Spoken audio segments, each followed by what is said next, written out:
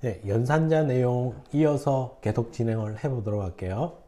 관계 연산자라고 해서 지금부터는 그 앞에는 주로 변수에 있는 값을 증가시키거나 또는 변수와 변수끼리 더하거나 이렇게 실제 값을 변화시키게끔 하는 내용이었다면, 관계 연산자부터는 비교를 시키는 거예요. 비교를 해서 맞으면 참이다 라는 의미로 1이라는 결과값을 반환을 해줘. 그러면 틀리면 거짓이다 라는 의미로 0이라는 결과값을 반환을 해준다는 거예요. 그래서 여기에 보면 자, 이제 크기를 비교하는 앞에 있는 걸 기준으로 주로 많이 읽어요. 그래서 작다, 크다, 이퀄 2개, 같다, 느낌표는 다르다, 작거나 같다, 크거나 같다, 이런 기호가 된다는 거예요.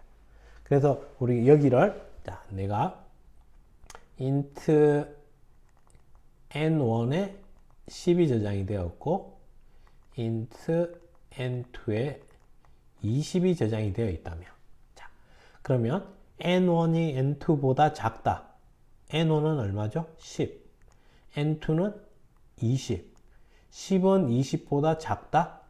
맞죠? 사실이죠? 그러면 참이 돼서 1이라는 결과값이 이 자리에 이제 1이라는 값이 놓여 있게 된다는 거야.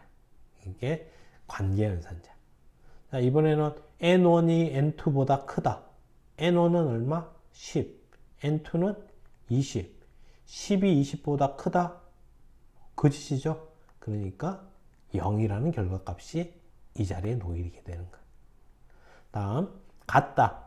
이퀄 2개를 띄워 쓰면 안 돼요. 2개를 연속해서 2번을 적어주면 같니라는 의미가 된다는 거야. 그러면 n1이 n2와 같다. 10이 20과 같다. 거짓이죠? 거짓. 그래서 얘는 거짓 0이 되겠죠. n1은 n2와 다르다.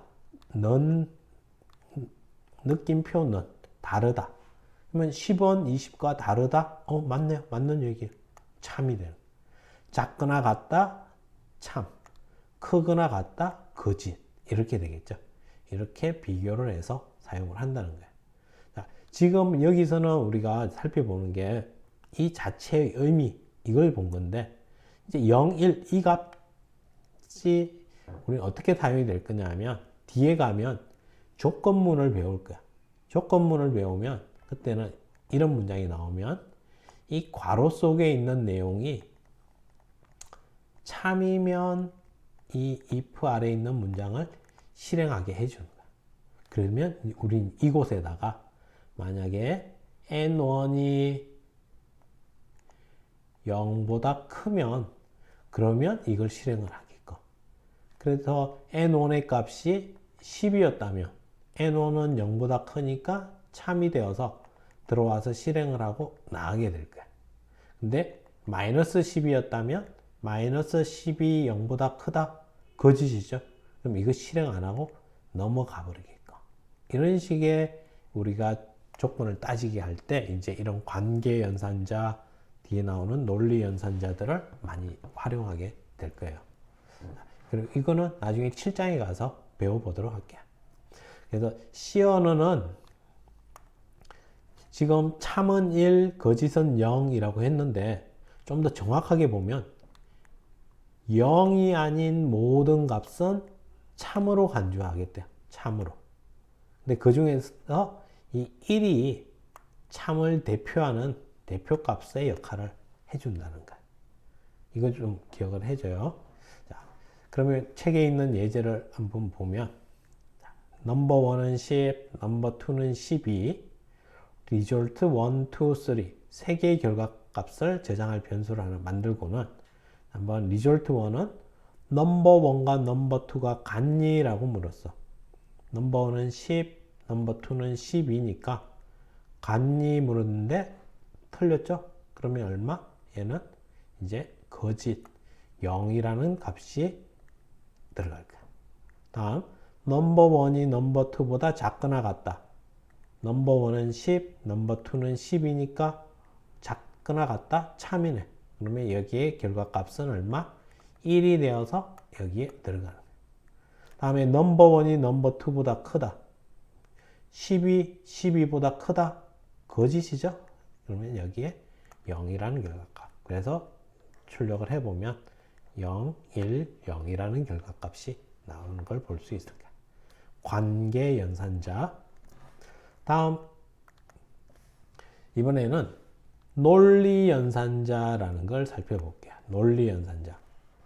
그래서 논리 연산자는 자, 첫 번째 이런 n% 기호 두 개를 연속해서 붙여 놓은 거야. 이게 누구냐? 그리고가 된대. and. 그래서 A 그리고 B. 그러면 A도 참, B도 참. A, B 모두 참이면 이 전체 결과값이 참이 되는 그런 연산자. 논리 and 또는 논리 and가 될 거예요. 자, 그 다음에 이 막대 두 개. 누구냐 하면 저 역설래시 위에 있는 기호인데 중간에 떨어져 있어야 되는데 붙어 있어 보이는데 이게 오와 또는 이라는 역할을 한대요. 그러니까 A와 B 둘 중 하나만 참이면 전체 결과가 참이 되는 그런 연산자가 이게 오와 연산자가 될 거야. 다음에 느낌표는 난 연산자. 그래서 참은 거짓으로, 거짓은 참으로 바뀌어요. 참이면 거짓으로 바뀌고 거짓이면 참으로 바뀌는 연산자가 이 논리 연산자라는 거야. 자, 그럼 이걸 우리 한번 다시 한번 그려보면 A라는 변수가 있고 B라는 변수가 있어. 그러면 A를 A and B 그리고를 해봤고 또 A와 B를 또는을 해봤어. 그 다음에 not A라고 진행을 해본다면 그러면 A도 참이고 B도 참이면 둘 다 참이니까 그리고는 참이 되겠죠. 참. 자, 근데 A는 참인데 B가 거짓이었어. 그러면 둘 다 참이어야 되는데 아니니까 거짓. 다음에 A는 거짓이고 B는 참이면 얘도 거짓. 거짓이면 전체도 거짓. 이렇게 되겠죠. 둘 다 참일 때만 참이 되는 거. 근데 또는 둘 중 하나만 참이면 참이 된다고 했으니까 참, 거짓도 참, 거짓, 참도 참, 거짓이니까 거짓. 이렇게 되겠다. 다음에 not A 같은 경우는 참을 not 거짓, 거짓을 not 참. 이렇게 바뀌겠죠. 이런 식으로 논리 연산자라는 걸 볼 수 있다는 거예요. 그럼 책에 있는 예제를 보면 넘버 1은 10, 넘버 2는 12. 그래서 결과값을 저장할 변수를 만들고 자, 넘버 1이 10과 같다. 넘버 1은 10이니까 10이 10과 같다. 이 전체는 참. 다음에 넘버 2가 12와 같다. 넘버 2는 12니까 12가 12와 같다. 참. 그러면 참을 그리고니까 이 전체도 참이 돼서 1이 저장이 되겠죠. 이런 식으로 따져갈 수 있대. 보면 이 관계 연산자가 논리 연산자보다 우선순위가 높아요. 그러니까 이거 먼저 계산하고 그 다음에 이쪽에 있는 거 계산하고 그럼 계산이 다 되면 그 다음에 논리 연산자가 계산이 되나. 그 다음도 보면 넘버 1이 12보다 작다. 10은 12보다 작으니까 참. 12 넘버 2가 12보다 크다. 12가 12보다 크다. 거짓. 그렇지만 또는이니까 이 전체도 참이 되겠죠. 그래서 참. 다음 넘버 1은 10이야. 10. 10을 나타면 그러면 앞에서 0은 거짓이고 0 이외의 다른 수들은 참이다라고 했죠. 그럼 10은 참이니까 참을 낫해서 누가 돼? 거짓. 0이 된다는 거야. 이렇게 이해를 해주면 돼. 이렇게 논리 연산자라는 걸 우리가 살펴본 건데, 이것도 마찬가지로 조금 전에 주로 어떻게 쓰이는지를 한번 살펴보면, 자, 우리가 이런 수, 0보다 크거나 같고 x 100보다 작거나 같은 이런 수를 찾고 싶어. 자, 그러면 우리는 이게 이렇게 되겠죠. 0보다 크거나 같고 0, 100보다는 작거나 같은 이 사이에 있는 이런 수들을 만족하는 거야. 그러면 이걸 우리가 이제 표현할 때는 어떻게 써야 되냐면 이렇게 한꺼번에 표현을 못해. 그러면 우리는 자, 어떤 수가 들어오면 x는 0보다 크거나 같아야 돼. 또 x는 100보다 작거나 같아야 돼. 그러면 이걸 둘 다 만족을 해야 되죠. 둘 다 만족을 해야 되니까 이렇게 적어주면 그러면 우리가 만약 이걸 if 안에 넣어준다면 그러면 0과 100 사이의 수다라고 출력해 줄 수 있을 거예요. 자, 그러면 한번 따져 볼게요. 이 넘버에 50이 들어왔다면 자, 50은 0보다 크거나 같다. 참이죠, 참. 50은 100보다 작거나 같다. 참이죠.